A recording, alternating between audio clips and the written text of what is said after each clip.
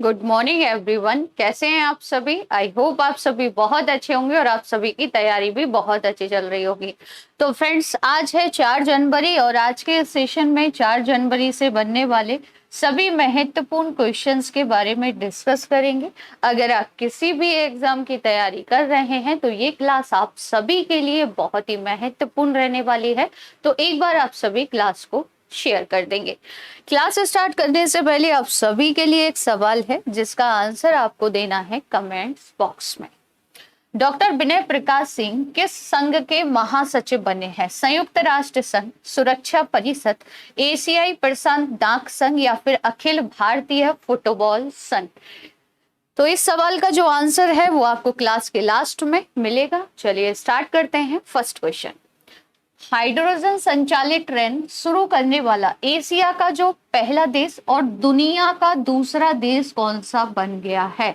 तो फ्रेंड्स याद रखेंगे, हाइड्रोजन से संचालित करने वाला जो ट्रेन एशिया का पहला और दुनिया का दूसरा देश बना है चाइना।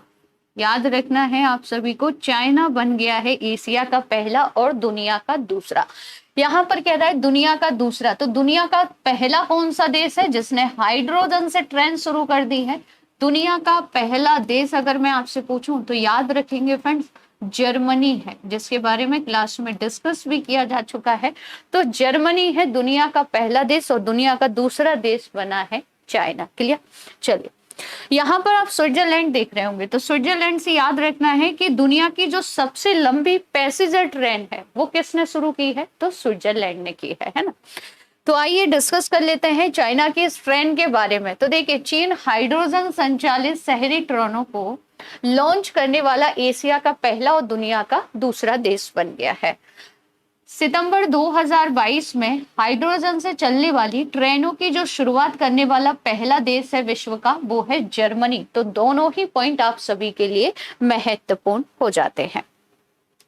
आगे बढ़ते हैं। तो चीन की कंपनी CRRC कॉरपोरेशन लिमिटेड एक ऐसी ट्रेन बनाई है जिसकी अधिकतम गति 160 किलोमीटर प्रति घंटा है और यह बिना ईंधन भरे 600 किलोमीटर तक चल सकती है। वहीं बात की जाए जर्मनी की ट्रेन की, तो फ्रांसीसी कंपनी एल्स्टोम द्वारा विकसित जर्मन, इसका नाम याद रखेंगे फ्रेंड, जो जर्मनी ने चलाई है ना हाइड्रोजन से ट्रेन, इसका नाम आपको याद रखना है कोराडिया आइलिंट सीरियल ट्रेन। ये हाइड्रोजन से चलने वाली विश्व की पहली ट्रेन है जो जर्मनी के द्वारा चलाई गई है ना। तो ये भी आप याद रखेंगे। और ये ईंधन भरे 1175 किलोमीटर की दूरी तय की इस ट्रेन ने, है ना। आगे डिस्कस कर लेते हैं दुनिया का पहला लेटेस्ट करंट अफेयर। तो दुनिया की पहली सबसे लंबी पैसेंजर ट्रेन डिस्कस कर चुके हैं, स्विट्जरलैंड है। दुनिया का सबसे बड़ा पवन सौर ऊर्जा संयंत्र किसने चालू किया है? तो इसे अदानी ग्रीन के द्वारा शुरू किया गया है। दुनिया का सबसे बड़ा पांडुलिपि या हस्तलिखित जो ग्रंथालय है ये किस राज्य में बन रहा है? तो फ्रेंड्स इसे बनाया जा रहा है गुजरात में। कहां पर? याद रखेंगे, गुजरात में बन रहा है। भारत से पिनाका रॉकेट सिस्टम खरीदने वाला दुनिया का पहला देश कौन सा है? तो दुनिया का पहला देश बना है आर्मेनिया, जिसने भारत से क्या खरीदा है? पिनाका रॉकेट सिस्टम खरीदा है। क्वेश्चन की टाइप थी चाइना, तो जान लेते हैं चीन के बारे में। तो किस देश ने चंद्र जांच मिशन ने चंद्रमा पर पानी की खोज की है? तो ये कहाँ का है फ्रेंड्स? ये चीन का है। चांद पर अपना राष्ट्रीय झंडा फहराने वाला दुनिया का दूसरा देश कौन सा है? तो दूसरा देश है चाइना। पहला देश कौन सा है ये आप मुझे कमेंट्स करके बताएंगे। किस देश ने सूर्य के रहस्यों को जानने के लिए काफो फर्स्ट उपग्रह को लॉन्च किया था? तो ये जो उपग्रह है ना, ये भी चाइना के द्वारा लॉन्च किया गया था। चीन की सरकारी अंतरिक्ष संस्था का क्या नाम है? तो चीनी राष्ट्रीय अंतरिक्ष प्रशासन या चाइना नेशनल स्पेस एडमिनिस्ट्रेशन कहा जाता है। तो ये थे चीन के बारे में कुछ महत्वपूर्ण करंट अफेयर। अब मैप में देखेंगे चीन की लोकेशन। तो आप देख पा रहे होंगे स्क्रीन पर फ्रेंड्स, ये है चाइना। चाइना से जो भारत की सीमा लगती है इसे हम किस नाम से जानते हैं? तो मैकमोहन लाइन के नाम से जानते हैं। चाइना से भारत की जो सीमा लगती है इसकी सुरक्षा कौन करता है? तो आईटीबीपी करता है। कौन करता है फ्रेंड्स? याद रखेंगे आईटीबीपी के द्वारा की जाती है ना।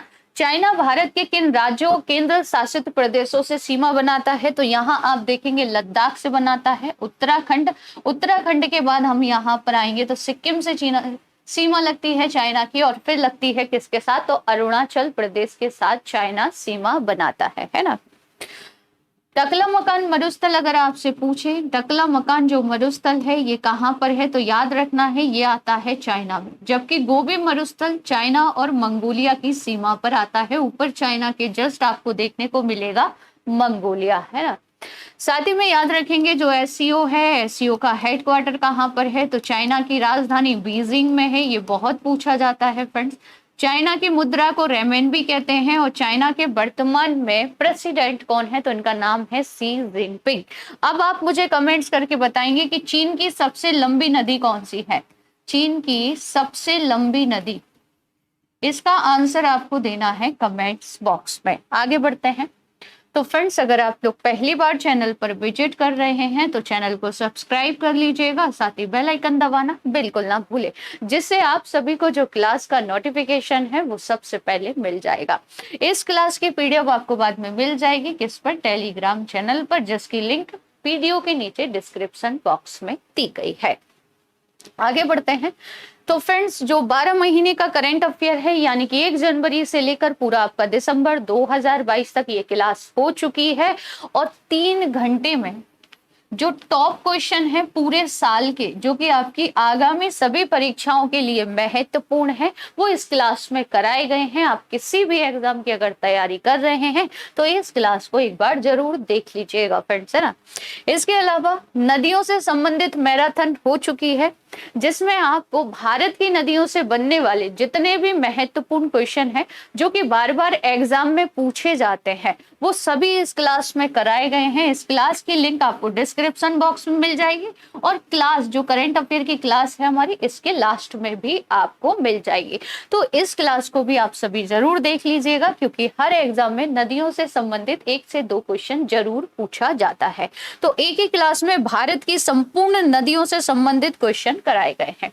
इसके अलावा आज रात को 10 बजे होगा, 10 बजे होगी फ्रेंड्स रात को, जिसमें टॉप 50 प्लस 50 जो क्वेश्चन है दिसंबर महीने के, किसके? दिसंबर 2022 के, ये इस क्लास में कराए जाएंगे, जो कि आपकी रात को 10 बजे आज होगी, है ना।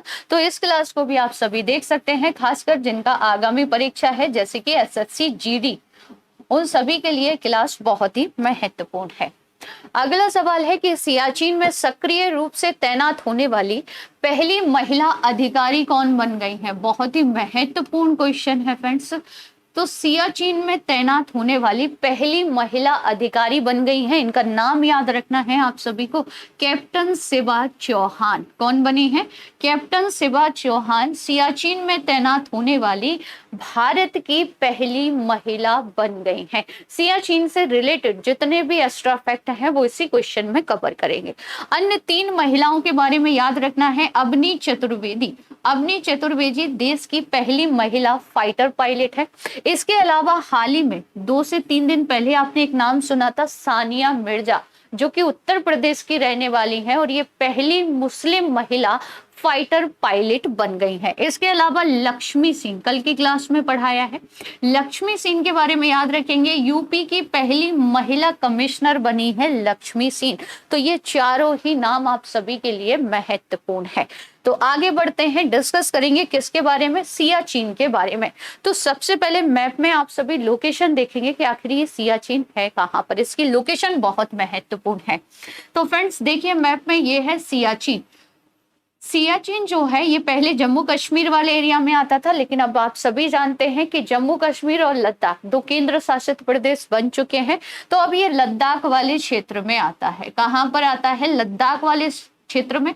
कौन सी श्रेणी में स्थित है? श्रेणी पूछ लेता है तो याद रखेंगे काराकोरम, काराकोरम श्रेणी में ये आता है। और काराकोरम जो श्रेणी है ये ट्रांस हिमालय का भाग है। किसका भाग है?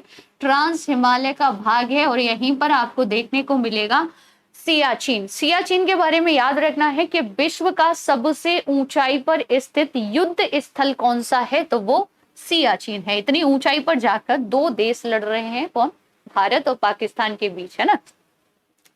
तो याद रखेंगे आप सभी ये कहाँ पर है, तो ये आता है आपका लद्दाख वाले एरिया में, और नुब्रा घाटी भी इसी से संबंधित है जो आपको याद रखनी है। आगे डिस्कस कर लेते हैं। तो पहला क्वेश्चन हम डिस्कस कर चुके हैं कि ये काराकोरम रेंज में स्थित है और यह 75 किलोमीटर लंबा है, जो तजाकिस्तान में स्थित फेंड चेको ग्लेशियर। पूछा जा सकता है कि फ्रेड चेको जो ग्लेशियर है ये कहाँ पर है, तजाकिस्तान में। तजाकिस्तान के बाद दुनिया का दूसरा सबसे लंबा गैर ध्रुवीय ग्लेशियर है। सियाचिन ग्लेशियर पृथ्वी पर सबसे ऊंचा युद्ध का मैदान है, जैसा कि अभी मैंने आपको बताया। यहाँ भारत और पाकिस्तान 1984 के बाद से रुक रुक कर लड़ते रहे हैं। आगे जानेंगे इसी से संबंधित। तो देखिए, ग्लेशियर भारत के लिए सामरिक महत्व का है। इसके कुछ प्रमुख कारण हैं जो कि बेसिक इंफॉर्मेशन है, एक बार जान लेते हैं, है ना। यह ग्लेशियर उन मार्गों की रक्षा करता है जो लद्दाख की राजधानी लेह की ओर जाते हैं। कहाँ जाते हैं, तो फ्रेंड्स लेह की ओर। इसीलिए इसकी जो स्थिति है वो बहुत ही महत्वपूर्ण हो जाती है। इस ग्लेशियर से पाकिस्तान अधिकृत कश्मीर के गिलगित और बाल्टिस्तान के क्षेत्र पर नजर रखी जा सकती है। साथ ही में इस ग्लेशियर से याद रखेंगे सक्सगाम घाटी पर नजर रखा जा सकता है, जिसे पाकिस्तान ने अवैध रूप से किसे सौंप दिया है, तो ये चाइना को सौंप दी गई है। तो ये कितना महत्वपूर्ण है आप सभी समझ रहे होंगे, है ना। यह ग्लेशियर काराकोरम दर्रे के करीब है, जिसके पास से काराकोरम राजमार्ग भी गुजरता है। ऑपरेशन मेघदूत का जो संबंध है वो इसी से है, डिस्कस करेंगे एक बार। तो देखिए, विवादित सियाचिन ग्लेशियर पर पाकिस्तान की सेना की नियंत्रण करने की आकांक्षाओं से 13 अप्रैल 1984 की सुबह भारतीय सशस्त्र बलों द्वारा ऑपरेशन मेघदूत शुरू किया गया। याद रखेंगे, ऑपरेशन मेघदूत का संबंध किससे है, तो सियाचिन ग्लेशियर से है ना। कब शुरू किया गया, 13 अप्रैल 1984। अब आप मुझे कमेंट्स करके बताइए कि 1984 में भारत के प्रधानमंत्री कौन थे। इसका आंसर आपको देना है कमेंट्स बॉक्स में, ताकि पाकिस्तान पहले सियाचिन ग्लेशियर पर नियंत्रण किया जा सके, है ना। पाकिस्तान से पहले उस समय सियाचिन ग्लेशियर जम्मू कश्मीर राज्य में था, लेकिन वर्तमान में यह केंद्र शासित प्रदेश लद्दाख वाले एरिया में आता है। आगे डिस्कस कर लेते हैं। क्वेश्चन की टाइप थी पहली महिला, तो कुछ महत्वपूर्ण पहली महिलाओं के बारे में जानेंगे। इटली की पहली महिला प्रधानमंत्री के रूप में किसने शपथ ली है, तो इनका नाम है जियो जॉर्जिया मेलोनी। फीका की पहली महिला अध्यक्ष कौन बनी है, लीसा स्टालेकर। संयुक्त राष्ट्र की वायु परिवहन समिति की अध्यक्ष के रूप में किसे नामित किया गया है, तो इनका नाम है Shafali Juneja. Table tennis federation of India की पहली महिला अध्यक्ष कौन बनी है, मेघना अहलावत। ठीक है। अगला सवाल देखेंगे कि हाल ही में किसने योयो टेस्ट और डेक्सा टेस्ट खिलाड़ियों के लिए राष्ट्रीय टीम में चयन के लिए जरूरी कर दिया है। तो फ्रेंड्स, ये दोनों ही टेस्ट, इनके बारे में आगे डिस्कस करेंगे कि आखिर ये है क्या। तो ये जो शुरू कर दिए गए हैं या जरूरी कर दिए गए हैं, वो कर दिए गए हैं बीसीसीआई के द्वारा। किसके द्वारा, बीसीसीआई के द्वारा। आइए डिस्कस कर लेते हैं इन दोनों टेस्ट के बारे में। तो देखिए, यो जो टेस्ट है ये बीप टेस्ट है। बीप टेस्ट जैसा होता है, यानी कि एक रनिंग टेस्ट होता है। क्या होता है, रनिंग टेस्ट। ठीक है, जिसमें 2 सेटों के बीच दौड़ लगानी होती है। डेक्सा क्या है, तो डेक्सा जो टेस्ट है ये हड्डियों की मजबूती की जांच के लिए करवाया जाता है, और ये दोनों ही टेस्ट किसने अनिवार्य कर दिए हैं, तो बीसीसीआई ने अनिवार्य कर दिए हैं, है ना। अब जानेंगे बीसीसीआई के बारे में। तो पहले बीसीसीआई के अन्य पदाधिकारी के बारे में डिस्कस कर लेते हैं, क्योंकि इनकी जो नियुक्ति है ना वो हाल ही में की गई थी, पूछी जा सकती है। भारतीय क्रिकेट कंट्रोल बोर्ड, जो कि बीसीसीआई का फुल फॉर्म है, इसके वर्तमान में अध्यक्ष कौन है, अच्छे से याद कर लेंगे, रोजर बिन्नी है। ठीक है। सचिव है जय शाह। उपाध्यक्ष कौन है वर्तमान में, तो राजीव शुक्ला है। कोषाध्यक्ष के रूप में नियुक्ति की गई थी आशीष सेलार की, और संयुक्त सचिव के रूप में नियुक्त किए गए थे देवजीत सेठिया। तो ये महत्वपूर्ण नियुक्तियां हैं बीसीसीआई से संबंधित, जो आपको याद रखनी है। बात की जाए बीसीसीआई की, तो यह भारत में पुरुषों और महिलाओं के क्रिकेट का शासी निकाय है।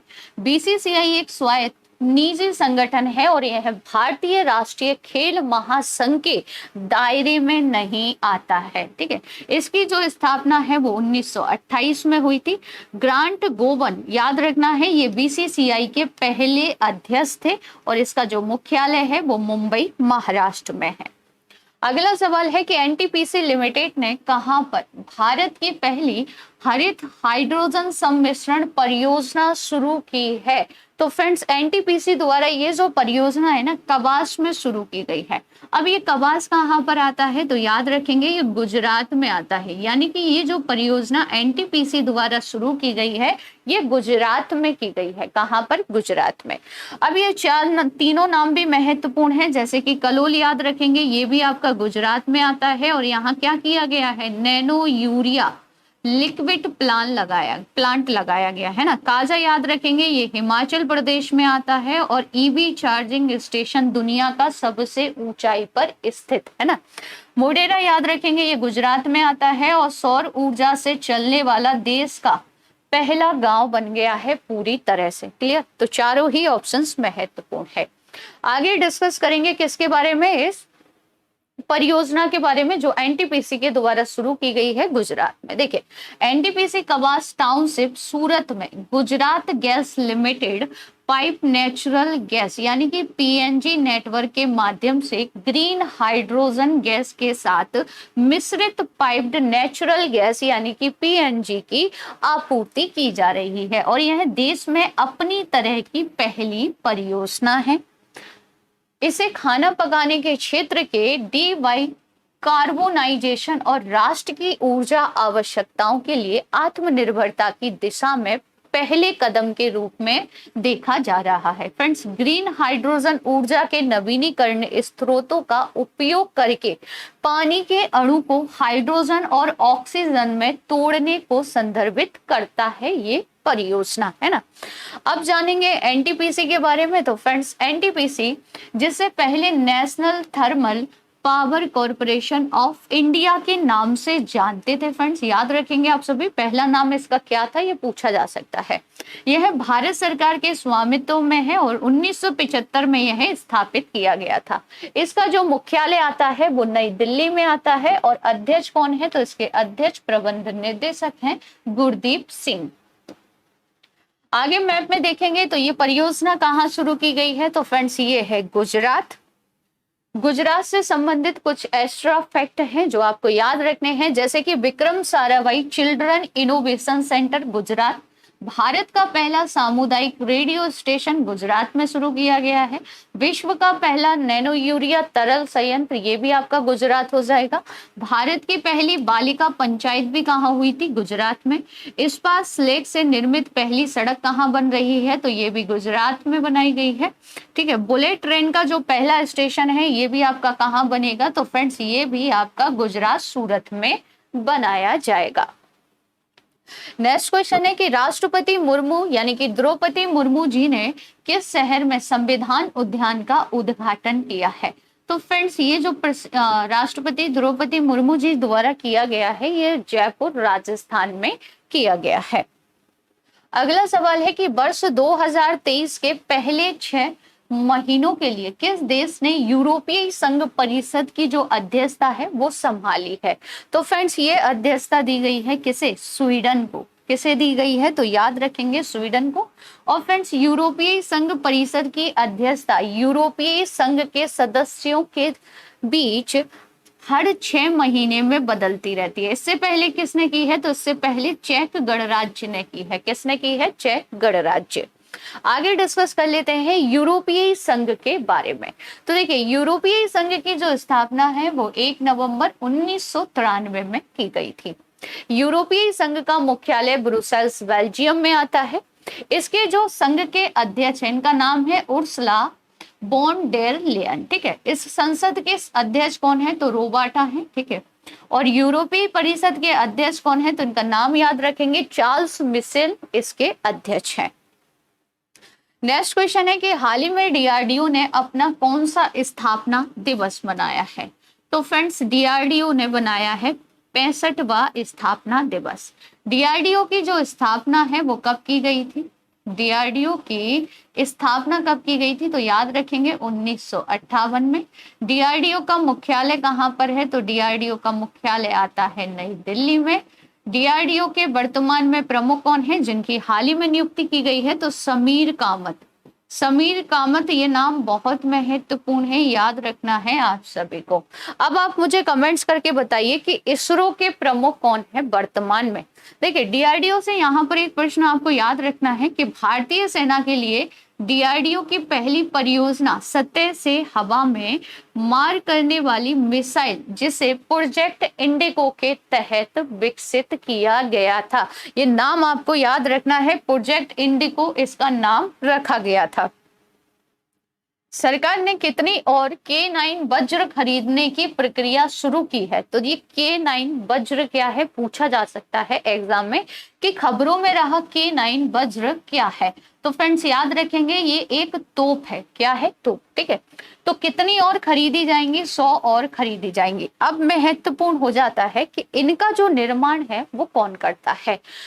तो बात की जाए इनके निर्माण की, तो भारत में लार्सन एंड टुब्रो द्वारा दक्षिण कोरियाई रक्षा प्रमुख, जिसे हम कहते हैं हनवा डिफेंस, से हस्तांतरित तकनीक का उपयोग करके यह बनाई जाती है ना। तो 100 और तोपें ऐसी खरीदी जाएंगी। 2021 में भी खरीदी गई थी। धनुष, K9 वज्र, M777 अल्ट्रा लाइट हॉवित्जर तोपों को शामिल होने से उत्तरी सीमा पर तोप खाने की मारक क्षमता में वृद्धि हुई है ना। तो ये क्या है? तो ये एक तोप है, ये आपको याद रखना है। अगला सवाल है कि आधुनिक भारत में पहली महिला शिक्षिका सावित्री बाई फुले की जयंती कब मनाई जाती है? तो फ्रेंड्स इनकी जो जयंती है ना वो 3 जनवरी को मनाते हैं। कब मनाते हैं? 3 जनवरी को। प्रवासी भारतीय सम्मान अवार्ड की घोषणा कर दी गई है। इस बार यह अवार्ड कितने लोगों को दिया जाएगा? तो जैसा कि आप सभी जानते हैं कि प्रवासी भारतीय जो दिवस है, प्रवासी भारतीय दिवस 2023 की मेजबानी कब की? फ्रेंड्स याद रखेंगे 2023 की मेजबानी कौन कर रहा है? इंदौर। और यहीं पर यह पुरस्कार दिए जाएंगे, लेकिन इनकी घोषणा पहले ही कर दी गई है। तो कितने लोगों को मिलेंगे? 27 लोगों को यह पुरस्कार दिए जाएंगे। डिस्कस कर लेते हैं इसके बारे में। तो देखिए इस बार यह अवार्ड 27 प्रवासी भारतीयों को दिए जाएंगे। प्रवासी भारतीयों को दिया जाने वाला यह एक सर्वोच्च सम्मान है ना। यह अवार्ड 8 से 10 जनवरी के मध्य इंदौर में आयोजित होने वाले प्रवासी भारतीय दिवस सम्मेलन के दौरान दिए जाएंगे। यह अवार्ड विभिन्न देशों में रह रहे प्रवासी भारतीयों को उनके उल्लेखनीय योगदान के लिए सम्मानित उन्हें किया जाएगा। और फ्रेंड्स इस अवार्ड के जूरी पैनल की अध्यक्षता भारत के उपराष्ट्रपति जगदीप धनखड़ ने की है। ये पूछा जा सकता है कि जो प्रवासी भारतीय पुरस्कार जो अवार्ड है, इसमें जो जूरी पैनल बनाया गया था, इसकी अध्यक्षता किसने की थी? तो उपराष्ट्रपति जगदीप धनखड़ के द्वारा की गई थी। क्लास की शुरुआत में जो क्वेश्चन आपसे पूछा था, इसका सही आंसर हो जाएगा एशियाई प्रशांत डाक संघ के महासचिव बन गए हैं डॉक्टर विनय प्रकाश सिंह। आगे डिस्कस करेंगे किसके बारे में? तो एशियाई प्रशांत डाक संघ के बारे में कि आखिर ये है क्या। तो चलिए जानते हैं इसके बारे में। तो सबसे पहले जान लेते हैं कि यह पहली बार है कि कोई भारतीय डाक क्षेत्र में किसी अंतरराष्ट्रीय संगठन का नेतृत्व कर रहा है, और इनका जो कार्यकाल होगा वो 4 साल का होगा। अब जानेंगे किसके बारे में? एशियन पैसिफिक पोस्टल यूनियन के बारे में। तो देखिए एशियाई प्रशांत क्षेत्र के 32 सदस्यीय देशों का ये एक अंतर सरकारी संगठन है। ठीक है, APPU इस क्षेत्र में यूनिवर्सल पोस्टल यूनियन का एकमात्र संघ है। यूनिवर्सल पोस्टल यूनियन संयुक्त राष्ट्र की एक विशेष एजेंसी है, ये पॉइंट आपको याद रखना है। ठीक है, इसका जो मुख्यालय है वो बैंकॉक थाईलैंड में आता है। वेरी इंपॉर्टेंट फैक्ट है फ्रेंड्स, है ना, क्योंकि इसके महासचिव भारतीय बने हैं। तो पूछा जा सकता है कि एशियाई प्रशांत डाक संघ का जो मुख्यालय है ये कहाँ पर आता है? तो ये बैंकॉक थाईलैंड में आता है। कल की क्लास का रिवीजन कर लेते हैं कि किस राज्य में मतदान प्रतिशत 90 से अधिक करने के लिए चुनाव आयोग ने मिशन 929 लॉन्च किया है? तो ये मिशन त्रिपुरा में लॉन्च किया गया है। भारत और किस देश ने परमाणु संपत्ति और जेल के कैदियों की सूचियों का आदान प्रदान किया है? तो ये पाकिस्तान के साथ किया गया है। भारत के दूसरे सबसे लंबे केबल स्थित 8 लेन जुआरी ब्रिज का जो उद्घाटन है ये गोवा में किया गया है। 108वीं भारतीय विज्ञान कांग्रेस को संबोधित किया है प्रधानमंत्री नरेंद्र मोदी जी ने। केंद्रीय मंत्रिमंडल ने देश में नए वाणिज्यिक दूतावास खोलने की मंजूरी दी है। कहां पर? तो मालदीव और लिथुआनिया में। किस राज्य में नीम के पेड़ों की पत्तियां डाईबैक रोग से प्रभावित पाई गई हैं? तो ये पाई गई हैं तेलंगाना राज्य में। भारत सरकार ने किस राज्य के एक विद्रोही समूह के साथ युद्ध विराम समझौते पर हस्ताक्षर किए हैं? तो ये जो समूह है ये मणिपुर का है। भारत सरकार और एशियाई विकास बैंक ने किस राज्य में शहरी सेवाओं में सुधार के लिए $125 मिलियन ऋण पर हस्ताक्षर कर दिए हैं? तो ये किए गए हैं तमिलनाडु गवर्नमेंट के साथ। किस केंद्रीय मंत्रालय ने प्रज्वला चैलेंज लॉन्च किया है? ग्रामीण विकास मंत्रालय ने। हर वर्ष नए साल पर 1 जनवरी को निम्नलिखित में से कौन सा दिवस मनाया जाता है? वैश्विक परिवार दिवस।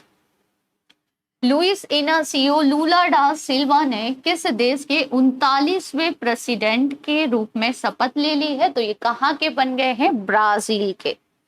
बॉम्बे स्टॉक एक्सचेंज ने किसे एमडी और सीईओ के रूप में नियुक्त किया है? सुंदरमन राममूर्ति को।